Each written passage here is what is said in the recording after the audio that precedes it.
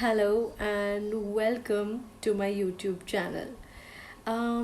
Today I'm going to discuss something which is very close to my heart and something that has changed me, and it has brought about a lot of spiritual transformation, which I always say that I want to tell you how it's reflected in daily life, how practically also it's helped me, because a lot of people think spiritual life is all mumbo jumbo, but when you gain in wisdom, I think your quality of life definitely improves.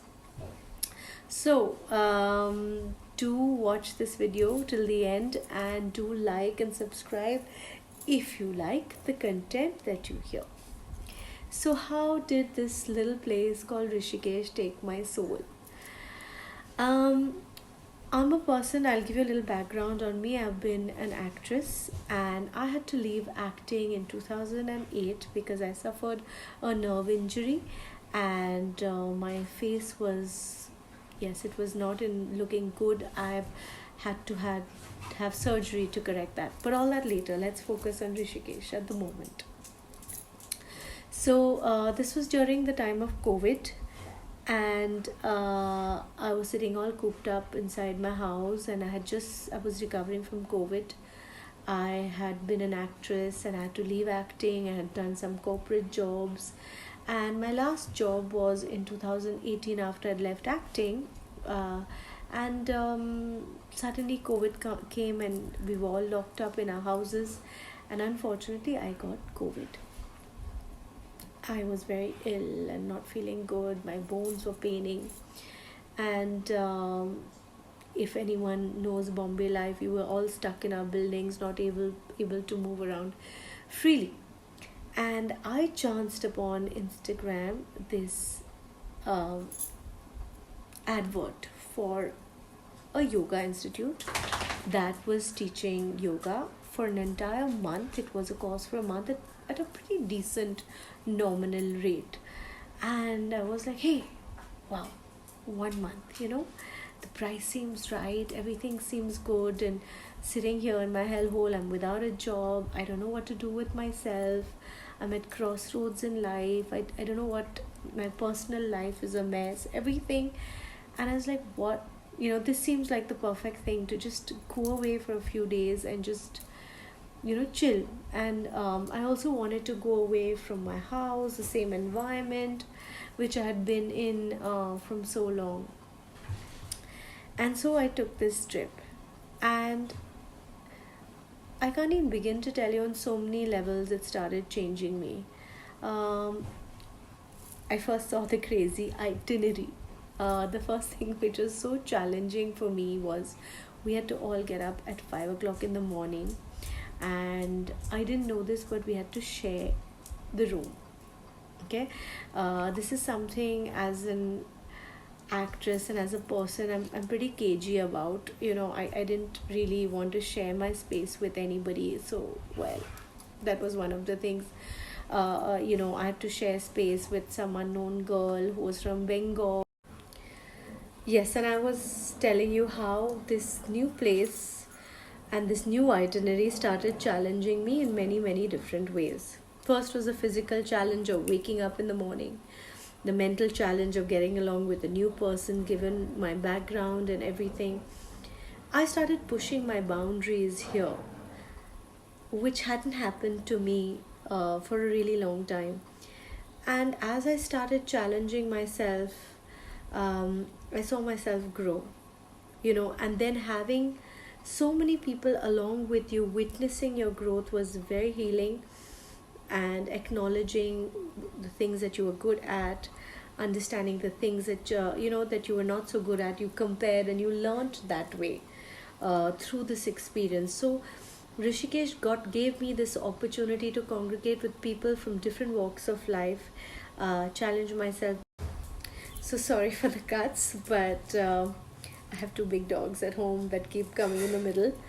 So yeah, so these physical challenges may seem like very small and minimalistic and mental challenges, but every time you overcome a hurdle in life, And this is possible anywhere actually. One need not go to Rishikesh, with a beautiful setting, the yoga which calms your mind. All this together was making all these changes for me very possible.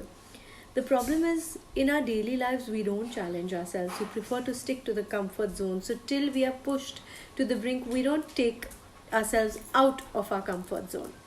So, I think Rishikesh made me get out of my comfort zone and realize that there's a life outside Bombay, Bandra. There are many different ways of living, doing things. And when you're introduced to small towns and you see, uh, get a different perspective, it's just so refreshing from living life the same old way. So you have your way of doing things, and you now have a new way of doing things as well. And although it might sound crazy to a lot of people, oh, 5 o'clock in the morning, I can never be that person. You can. And getting up at 5, getting up at 8 or 10, if you think it makes no difference, try just doing it for a week.